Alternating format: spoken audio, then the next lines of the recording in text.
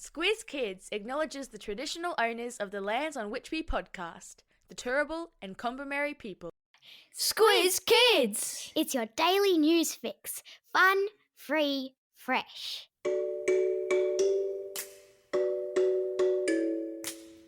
Hello and welcome to Squiz Kids Today, your fresh take on what's happening in the world around you. I'm Christy Kijarina. It's Tuesday, May 22. In Squiz Kids Today, world's oldest astronaut, a finger war in Germany, Matildas star to miss the Olympics, and Bluey breaks the internet. That's what's making news kid style.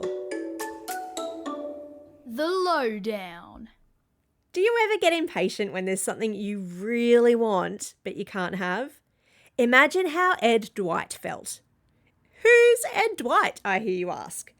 Well, way back in 1961, that's 63 years ago, Ed Dwight was a 28-year-old captain in the US Air Force. He was chosen by President John F. Kennedy as the first black man to attend the Aerospace Research Pilot School. Ed dreamed of becoming an astronaut, but when NASA picked their astronauts, Ed sadly wasn't chosen. He never got to go to space until last Sunday. On May 19, at 90 years and 253 days old, Ed Dwight finally made his dream come true with a 10-minute supersonic flight to the edge of space.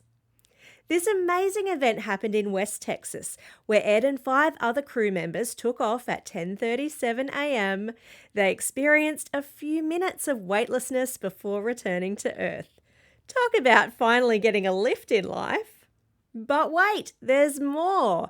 After retiring from the Air Force all those years ago, Ed became a world-famous sculptor. That's someone who makes statues. And some of his statues depicting famous black civil rights heroes even went to space before Ed did. Plus, there's an asteroid named after him. Talk about spacey. Ed thinks that all politicians should have to take a trip to space to understand how we're all in this together on our little planet. He says it would help them to see how silly racism is. They say good things come to those who wait, and for Ed Dwight, a 90-year wait led to the most extraordinary journey of all.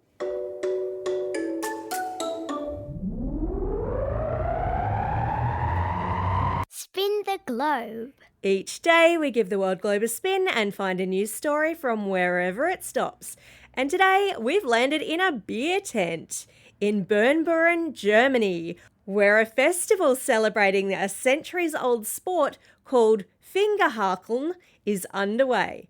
Never heard of it? Fingerhakeln is a form of finger wrestling, which might have started way back in the 14th century as a way to solve disputes between citizens and woodcutters, or maybe just to win a free beer.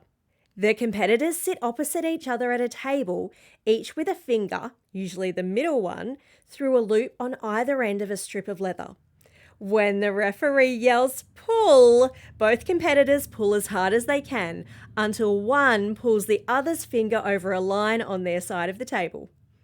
Sound fun? It is, but it can also be pretty dangerous, so don't try it at home. The rounds, which generally only last a few seconds, can end in strained muscles, nosebleeds, and even dislocated fingers from all that stress and strain. Best to leave it to the professionals who train all year for the event. I wonder what a finger gym looks like. Maybe it's full of tiny weights and itty-bitty treadmills.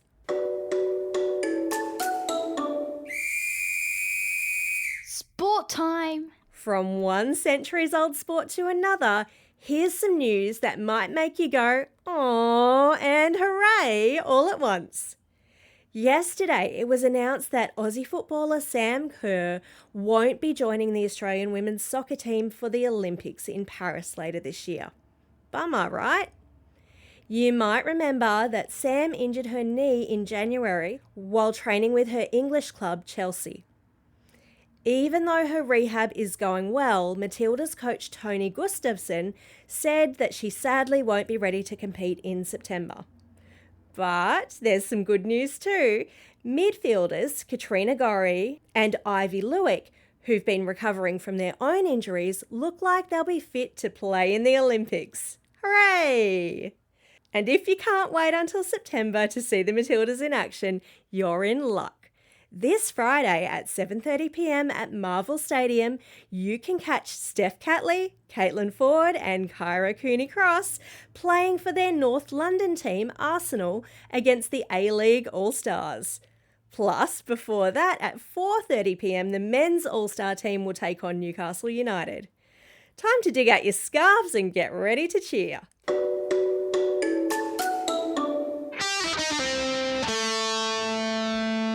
Pop Culture Corner. Were you or your parents or grandparents one of the thousands of people who almost broke the internet at 2pm yesterday when tickets to the long-awaited Bluey's World in Brisbane went on sale? Fans of the beloved blue healer rushed to grab their spot for this exciting event, causing a frenzy online. If you've been living under a rock and you don't know, Bluey's World is an immersive experience where fans will be able to explore Bluey's life-size bedroom, kitchen and backyard, complete with the shady poinciana tree.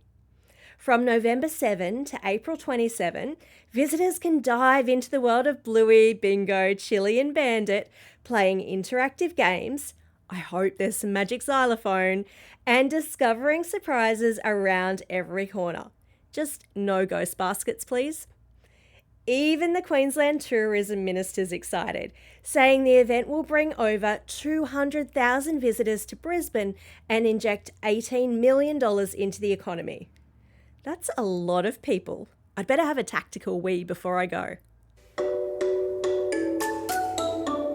Time for the quiz. This is the part of the podcast where you get to test how well you've been listening. Question number 1. How old exactly was Ed Dwight when he travelled to space at the weekend? Were you listening? Did you know he was 90 years and 253 days old? Question number 2.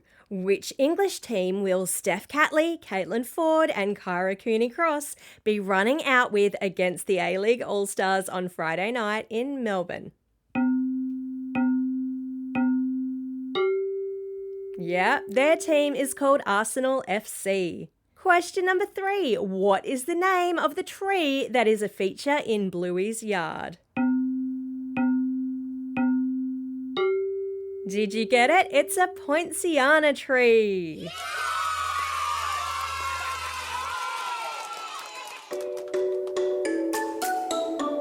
Shout outs. It's May 22. The day has finally arrived once again for National Simultaneous Story Time.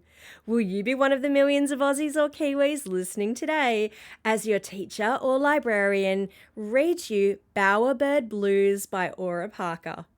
There's nothing better than a great picture book. Enjoy!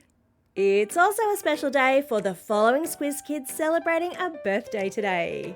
Gigi from Fitzroy North, Elena from Brisbane, Corey from French's Forest, Ariella from Kingsley, Luca from Toorak, Amberly from Duncraig, and RJ from Melbourne.